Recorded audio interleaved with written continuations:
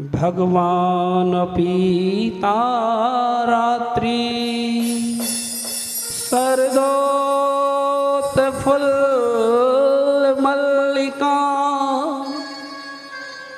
वीक्षरन्तुं मनश्चक्रे योग मायामुपाश्रितः भगवान पीता रात्रि।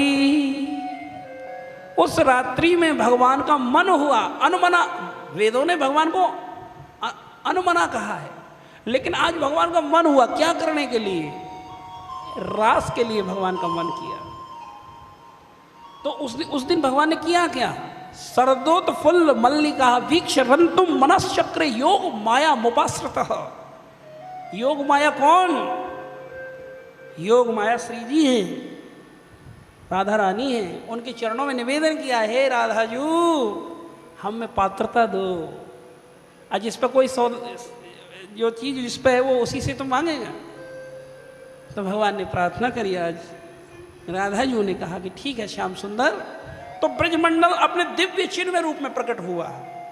ऐसा ब्रजमंडल ही चिन्ह रूप। ब्रजमंडल हमारे वृंदावन का स्थूल रूप है, इसमें एक चिन्हमय रूप है भगवान का, उसको दिव्य रूप कहते हैं। और वो योगी, वो परम सिद्ध रसिक संतों को ही दिखाई देता है। ये ऐसा साधारण वृंदावन नहीं है। और भगवान एक एक कदम भी अपने श्रीधाम वृंदावन को छोड़कर जाते नहीं। एक कदम भी, एक क्षण के लिए भी वृंदावन से अलग नहीं होते हमारे वृंदावन के ठाकुर। अब आप कहोगे मथुरा लीला करी, द्वारिका लीला करी, कैसे गई? वो एक रूप में वहीं रहे थे, वहीं रहे थे, आज भी वहीं है। तो अब भगवान ने वेणु निनाद किया।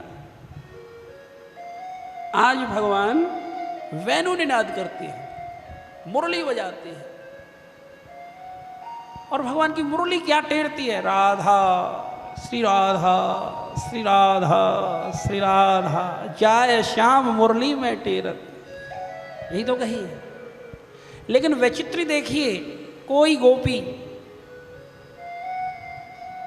यद्यपि गोपी के नयन में तो हमेशा श्याम सुंदर समाये ही रहते थे, उनके हृदय में एकदम उनकी डोर लगी रहती। शरीर तो संसार में था, लेकिन वो गोपी भगवान के परम रस में डूबी रहती थी।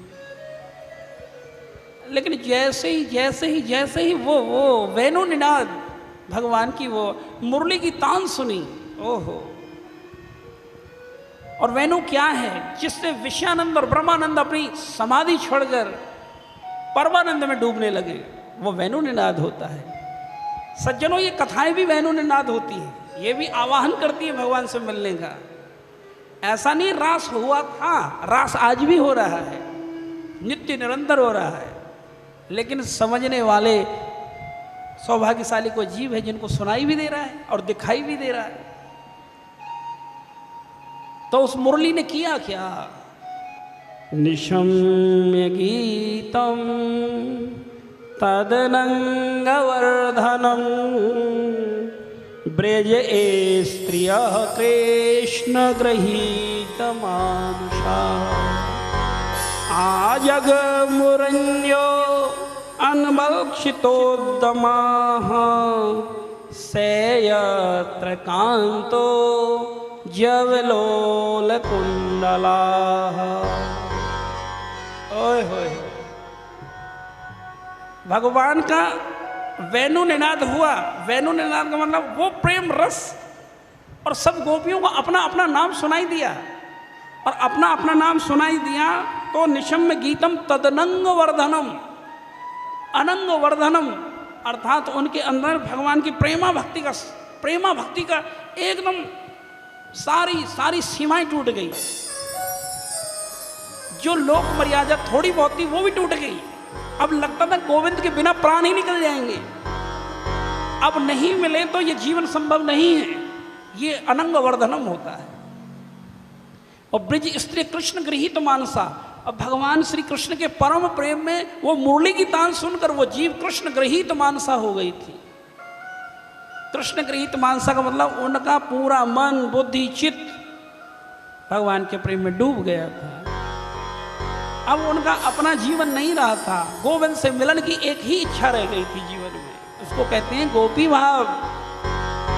और वो गोपी जो कोई गैया दो रही थी, कान में मुरली सुनी तो गैया का दूध दोहना बंद हो गया, हाथ ऐसे के ऐसे ही रह गए, जड़ बन गई। ओहो, जैसे तैसे होश आया तो वो जो दूध था उसको भी गैया के आगे डाल गई। एक तुम्हें पी लेना गैया, क्यों डाल गई? एक इससे बोता ही ना रहे। कोई गोपी अपने बच्चों को दूध पिला रही थी, उनको वैसी छोड़ गई। मतलब जो गृह कार्यों में गोपी थी वैसे के वैसे उस घर के कार्यों को छोड़कर भगवान से मिलने के लिए चली। और जो श्रृंगार भी गोपियों ने किया, पायल पहननी तो पैर में थी और पैर कहाँ ली? हाथ में पहन ली। जो पहनती हमारे मस्तक पर लगती थी वो कपोल पे लगाई, जो कपोल पे लगाने की जो सामग्री थी वो मस्तक पे लगाई, उल्टे सीधे श्रृंगार करके गई। और भगवान के पास जब पहुंची तो कहने का मतलब क्या है?